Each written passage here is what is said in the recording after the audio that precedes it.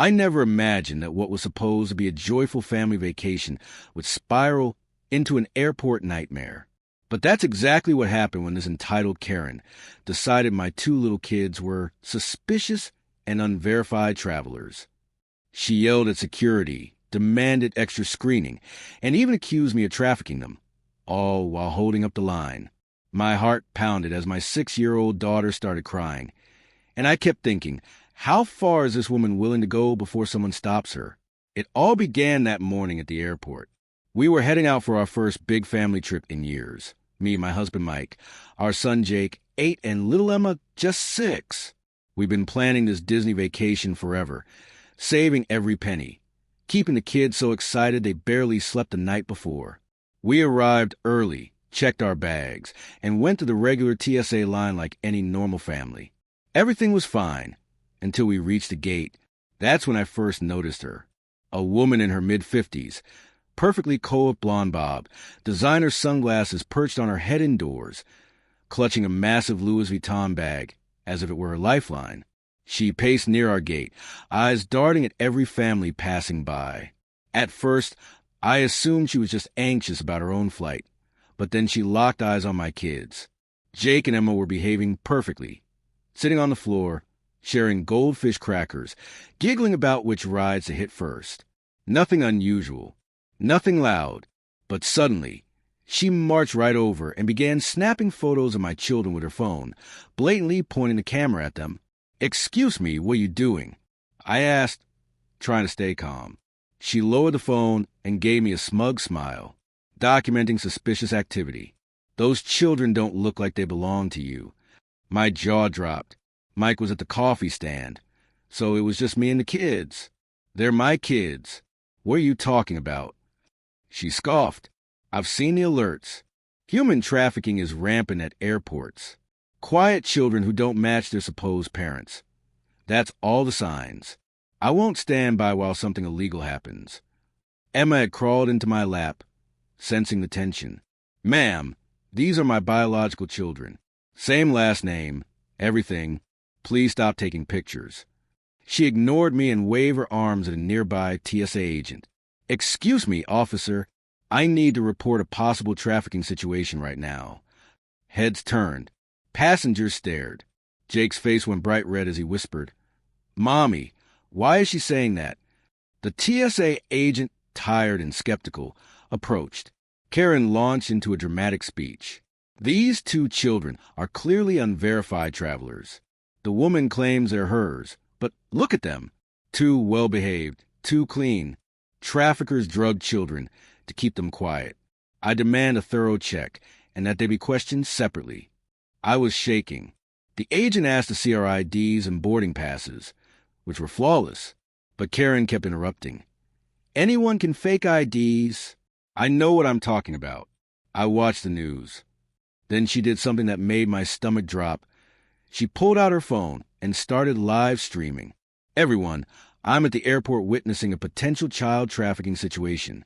This woman has 2 unverified minors, and security isn't doing enough." A small crowd gathered. My daughter cried into my shoulder, and Jake asked if we were going to miss Disney. I felt helpless. How could a stranger ruin our special day with zero evidence? Little did I know, her obsession with proof was about to backfire spectacularly. The supervisor, a no-nonsense officer named Ramirez, pulled us aside to a quieter corner near the gate while passengers gave us dirty looks. Karen, still live streaming, narrated every moment like she was a hero exposing crime.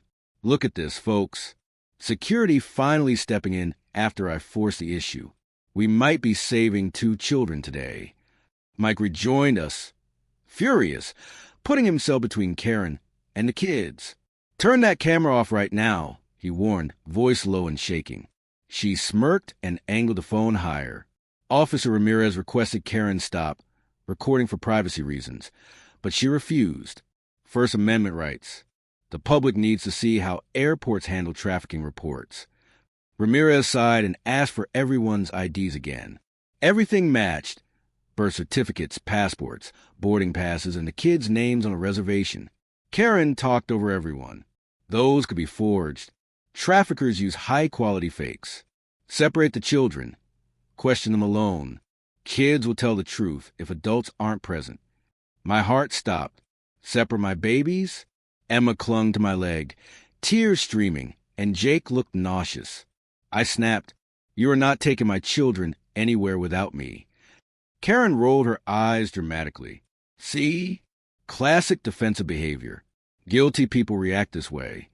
Ramirez radioed for airport police. 2 officers arrived within minutes, and Karen lit up, thinking she'd finally arrested traffickers. But instead, one officer turned to her. "Ma'am, stop recording and come with us for a statement." Her face flickered with confusion, but she played it off. "Of course, officer. Happy to help catch this criminal." They led her a few feet away, and I overheard her confidently repeating the same story. The accusations kept coming. How my kids were too quiet. How they supposedly didn't resemble me enough. How she'd read all the signs in some Facebook group about airport trafficking. She even claimed she'd been trained to spot these situations. Meanwhile, Officer Ramirez quietly reassured us, "You're free to board whenever ready." But Karen wasn't finished. She yelled across the terminal, "Don't let them on that plane. They're probably heading to another country to sell those kids." Passengers were openly glaring now. Someone muttered, "Poor kids," as they passed. My daughter sobbed uncontrollably, asking if the police were going to take her away from me. I felt like the worst parent for failing to protect them from this madness. Then Karen escalated in a way I never saw coming. She screamed, "Those children told me themselves they don't know this woman." Everyone froze. My kids hadn't said a single word to her.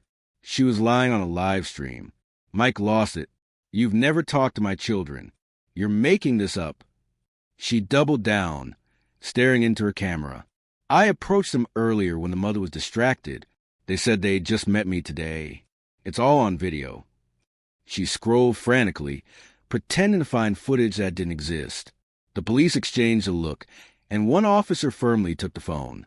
"Ma'am, making false statements to law enforcement is serious. We need to see that video." Karen's face went pale. I might have deleted it by accident, but I'm telling the truth. Chaos erupted. She tried to snatch the phone back, shouting about corruption and accusing us of bribing the police. The officer started escorting her toward security office while she kicked, screamed, and called everyone an accomplice, yelling about child trafficking and threatening to sue the airline, TSA, the airport, all of us. Over her shoulder, she shrieked, "This isn't over. I have connections. I'll pull the real footage." I thought that would be the end of it. We boarded the plane, shaken but relieved, clinging to each other, tried to reclaim some vacation excitement. But Karen didn't realize that her obsession with records and real footage had already set something in motion that would completely destroy her story. Disney felt tainted when we arrived.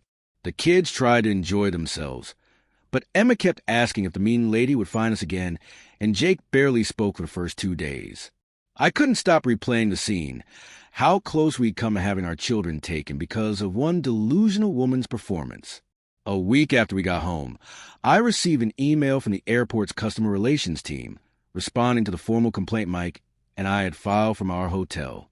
It was polite, apologetic, and included a travel voucher, but then came a line that made my stomach flip.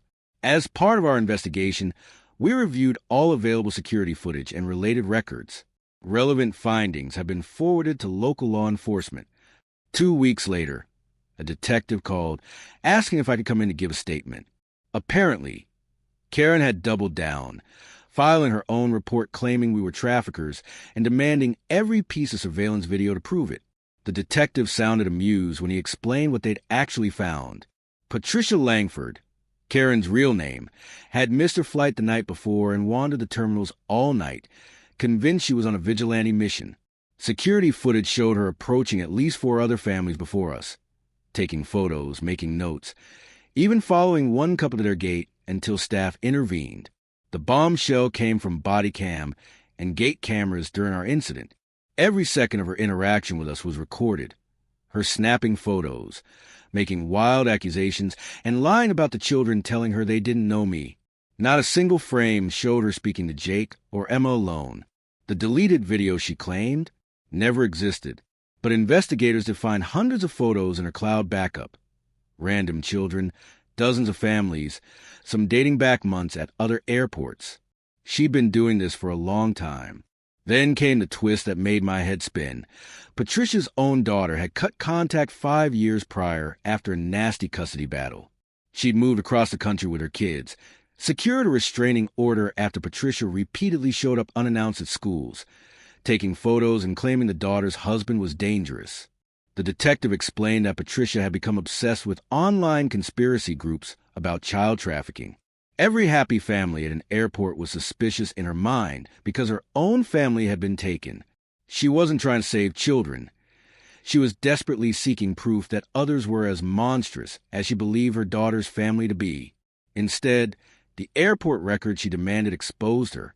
Charges were filed for filing a false report, disorderly conduct, harassment, and photographing minors without consent. Her live stream went viral for all the wrong reasons. The audience that cheered her became her critics overnight. She lost her job, faced eviction from her condo, and her daughter extended the restraining order to include online mentions of her grandchildren. A month later, we got another airport email. Final closure on the case and confirmation that all photos of our children had been permanently deleted. That night, I hugged Jake and Emma tighter than ever. We still go on vacations. We still fly. But I'll never forget how one woman's unchecked paranoia almost destroyed our family's joy. Every time I see someone filming strangers, I wonder what pain they carry and how close they are to unleashing it on the wrong people. The scariest part? She truly believed she was a hero, right until the evidence proved she was a villain.